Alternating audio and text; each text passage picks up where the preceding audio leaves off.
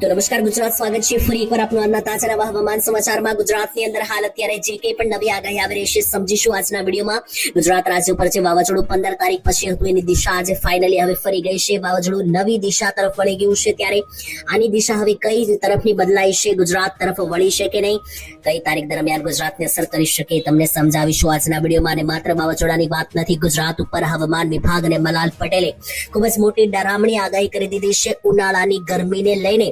અને આવનારા 4 દિવસ હવે બફારો મિત્રો જે છે તે ખૂબ હદથી વધારે વધી જવાનો છે અને આજે તાપમાન 46 ડિગ્રી નજીક પહોંચી ગયું છે ગુજરાતની અંદર। અને હજુ મિત્રો આગામી 4 દિવસ આનાથી પણ વધારે ખતરનાક સાબિત થતા જોવા મળવાના છે, જેના વિશે સમજાવીશું આજના વિડીયોમાં। વરસાદ વિશે પણ કાયદેસર બધી જેટલી પણ માહિતી સામે આવી રહી છે તમને આપીશું। ટૂંકમાં વિડીયો તમારા માટે ખાસ મિત્રો જરૂરી બનશે, કારણ કે એકમાત્ર વિડીયોના માધ્યમથી તમને બધી માહિતી મળી જશે। કઈ માહિતી મળશે એનું એક લિસ્ટ બનાવીએ કે જેનાથી તમને ખ્યાલ આવે। એની પહેલા સબસ્ક્રાઇબ નથી કરી ચેનલ, હાલ મિત્રો અત્યારે જ સબસ્ક્રાઇબ કરી લેજો, કારણ કે તમારા માટેની જે આ ચેનલ છે ખાસ સબસ્ક્રાઇબ કરશો તો દરરોજના હવામાન સમાચાર તમને રેગ્યુલર આ ચેનલ પર મળી જશે। તો હવે ટાઈમ બગાડ્યા વગર વિડીયોની શરૂઆત કરીએ અને સમજીએ કે આજના વિડીયોમાં આપણે કયા કયા મુદ્દાઓ જે છે તે જાણવાના છે। પહેલા તો આપણે એનો એક લિસ્ટ તૈયાર કરી જાણવાની છે માહિતી એ છે આપણી જે મિત્રો જે નવી આગાહી આવી રહી છે, વાવાઝોડાની જે નવી દિશા બની રહી છે એને લઈને સમજીશું। બીજા નંબરે જે અત્યારે હાલ સિસ્ટમો ખૂબ ભારે બની રહી છે, સિસ્ટમોનો વરસાદ ગુજરાતમાં શરૂ થઈ ચુક્યો છે અને ભારતની અંદર શરૂ થઈ ચુક્યો છે અને ભારતની અંદર અંદમાન નિકોબાર ટાપુ ઉપર ચોમાસું પહોંચી ગયું છે, એટલે કે ભારત દેશની અંદર ચોમાસાએ એન્ટ્રી લઈ લીધી છે। હવે જોવાનું રહેશે કે ગુજરાતમાં પણ ક્યારે રહેશે અને ચોમાસું વહેલું આવવાની પણ એક તારીખ સામે આવી છે, એ વિડીયોમાં આગળ સમજીશું। ત્રીજા નંબરે હું તમને માહિતી આપવાનો છું ગરમીને લઈને। ગુજરાત રાજ્યમાં ગરમી ખૂબ ભયંકર ડરામણી આગાહી આવી રહી છે। 14 થી 15 તારીખ સુધી ગુજરાતમાં ખૂબ મહાન મિત્રો અતિ ભારે ગરમી પડવાની છે, જે આજ દિન સુધી ના પડી હોય। ચોથા નંબરે સમજીશું વરસાદ વિશે આજના વિડીયોમાં, કે વરસાદ કયા કયા ગામમાં આવી શકે, કયા કયા જિલ્લાઓમાં આવી શકે, તારીખ સહ માહિતી આપીશું આજના વિડીયોની અંદર। તો ચાલો મિત્રો હવે ટાઈમ બગાડ્યા વગર વિડીયોની શરૂઆત કરીએ। સૌથી પહેલા સમજી લઈએ કે સિસ્ટમો શું જણાવી રહી છે, હાલ અત્યારે વાતાવરણ કેવું છે ગુજરાતની નજીક અને ભારતની નજીક કેવું વાતાવરણ છે એ સમજવું જરૂરી છે, કારણ કે નાની નાની સિસ્ટમો તો અત્યારે ખૂબ દેખાઈ રહી છે દેશ ઉપર અને આ સિસ્ટમોને કારણે ગુજરાતના ઘણા બધા ખૂણે ખૂણેના ભાગોની અંદર વરસાદ આવી રહ્યો છે।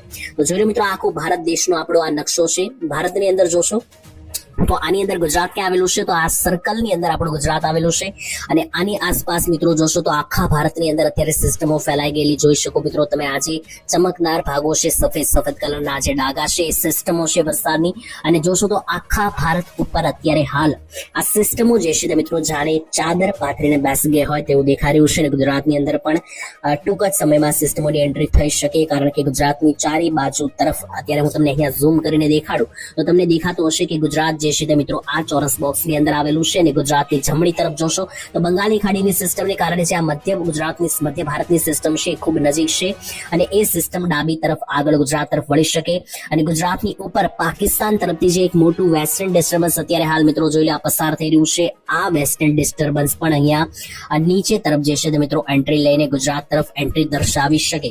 તો આમ જોવા જઈએ તો ગુજરાત ઉપર અત્યારે હાલ ડાયરેક્ટ તો કોઈ સિસ્ટમ નથી, જેને કારણે વરસાદની હાલ આજે ગુજરાતમાં તો કોઈ આગાહી નથી, પરંતુ આવનારા દિવસોમાં આ બધી જે સિસ્ટમો બનેલી છે મહાકાય એ ગુજરાતને અસર અને ટાર્ગેટ કરી શકે। જેમ કે અહીંયા જોશો મિત્રો, મેં તમને દેખાડી એ રીતના કચ્છની એકદમ ઉપર મિત્રો સિસ્ટમ જે છે તે લાઈવ દેખાઈ રહી છે। આ ગુજરાતનો મેપ છે, નકશો છે, ગુજરાતની એકદમ ઉપર તમે જોશો તો આ પાકિસ્તાન ઉપરથી સિસ્ટમ આવી રહી છે અને બીજી બાજુ બંગાળની ખાડી જોશો તો એને કારણે તો મહારાષ્ટ્ર સુધી હવે સિસ્ટમો પહોંચી ગઈ છે। જોઈ લો આ બંગાળની ખાડીનો આખો પટ્ટો છે, બંગાળની ખાડીની અંદર કારણે વરસાદો શરૂ થઈ ચુક્યા છે ઘણા બધા ભાગોમાં, પરંતુ ગુજરાત નજીક જોશો તો ગુજરાત નજીક હજુ સિસ્ટમો કોઈ પહોંચી નથી, પરંતુ આવનારી કલાકોમાં પહોંચી શકે। જેમાં ખાસ તમને જણાવીએ તો તારીખ સાથે તો 14 થી 15 તારીખ સુધી ગુજરાત ઉપર હાલ કોઈ મોટા વરસાદની સંભાવના નથી, કારણ કે કોઈ પ્રોપર ડાયરેક્ટ સિસ્ટમ ગુજરાત ઉપર અત્યારે હાલ નથી, પરંતુ જે નાની મોટી સિસ્ટમો આસપાસમાં છે, જેમ કે આ વચ્ચે આપણું ગુજરાત છે ને એકદમ સાઈડમાં જોશો તો મિત્રો આ જે નાની નાની સિસ્ટમો મિત્રો અહીંયા જોઈ શકો આ દેખાઈ રહી છે, એને કારણે છાંટછોટ જોવા મળી શકે અમુક ભાગોમાં, એ અપવાદ સ્વરૂપે રહેશે। બાકી 15 તારીખ પછી એક વાવાઝોડાની જે સિસ્ટમ હતી એના વિશે આ વિડીયો આગળ સમજીશું, પરંતુ એ નબળી પડી છે, એને કારણે હાલ અત્યારે ગુજરાતમાં કોઈ વરસાદની સંભાવના આગામી 48 કલાકની અંદર નથી, પરંતુ વરસાદની સંભાવના હમણાં નથી, પરંતુ 15 તારીખ પછી ગુજરાતમાં પ્રોપર એક માવઠાનો રાઉન્ડ છે, એના વિશે સમજીશું આ વિડીયોમાં આગળ। પરંતુ 14 થી 15 તારીખ સુધી અત્યારે સમજી લો કે ગુજરાતમાં વરસાદ પડશે નહીં।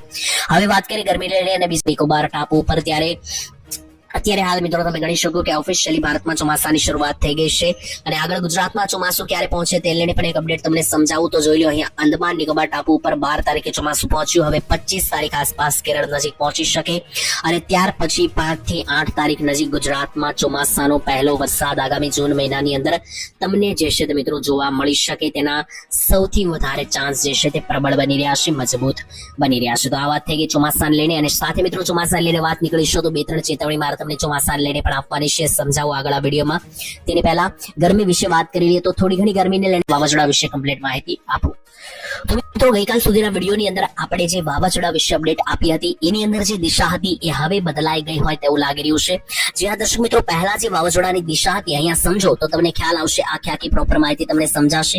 તો 13 તારીખ સુધીમાં વાવાઝોડું ગઈકાલ સુધીમાં જે છે તે બંગાળની ખાડીથી આગળ વધતું જોવા મળી રહ્યું હતું.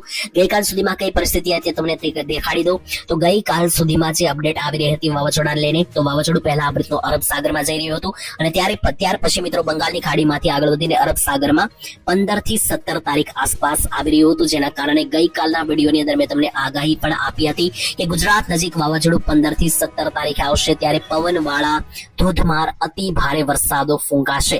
પરંતુ હાલ અત્યારે વાવાઝોડાની દિશા જોશો તો 14 તારીખે આ વાવાઝોડું જે છે તે બંગાળની ખાડીની અંદર નબળી સિસ્ટમ દેખાડી રહ્યું છે, એટલે કે વાવાઝોડામાંથી એક ભારે વરસાદની તોફાની સિસ્ટમ બનતી જોવા મળી રહી છે, લો પ્રેશરમાં ફેરવાઈ રહ્યું છે. ત્યાર પછી 15 તારીખે જોશો ત્યારે પણ મિત્રો વાવાઝોડું એકદમ નબળું પડી રહ્યું છે. 16 તારીખે 17 તારીખે જોશો તો મતલબમાં બંગાળની ખાડીમાં તો વાવાઝોડું એન્ટ્રી લઈ રહ્યું છે, પરંતુ પહેલા આગાહી અનુસાર જે છે તે આ વાવાઝોડું બંગાળની ખાડીમાંથી જે છે તે આ રીતનું મિત્રો આગળ વધીને અરબ સાગરમાં આવી રહ્યું હતું, પરંતુ હવે જે વાવાઝોડું છે બંગાળની ખાડીમાં જ આવીને નબળું પડતું જોવા મળી રહ્યું છે. તે અનુસાર આજની જે તારીખ છે, આજની આગાહી અનુસાર એટલે કે તારીખ 13/5/2026 નો જે રેકોર્ડ છે ત્યાં સુધીમાં હું તમને જે દેખાડી છે અપડેટ એ પ્રમાણે વાવાઝોડું દિશા પરિવર્તન કરી રહ્યું છે. જ્યાં મિત્રો ગઈકાલ સુધી જે અપડેટ હતી એમાંથી વાવાઝોડું આખું મિત્રો દિશા બદલીને ગુજરાત નજીક આવતું પણ જોવા મળી રહ્યું હતું. એક ફોટો મેં તમને દેખાડ્યો હતો કે જેમાં ગુજરાત નજીક વાવાઝોડું 110 કિલોમીટર પ્રતિ કલાકના પવનો પણ દેખાડી રહ્યું હતું. એ ગઈકાલ સુધીની સ્થિતિ હતી.